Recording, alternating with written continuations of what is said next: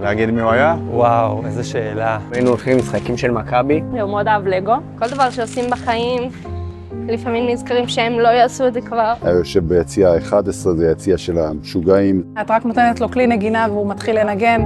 מהשנייה שאני קם בבוקר עד השנייה שאני הולך לישון בלילה, היא בראש שלי כל הזמן. היינו כל הזמן כאילו משחקים פיפה ביחד.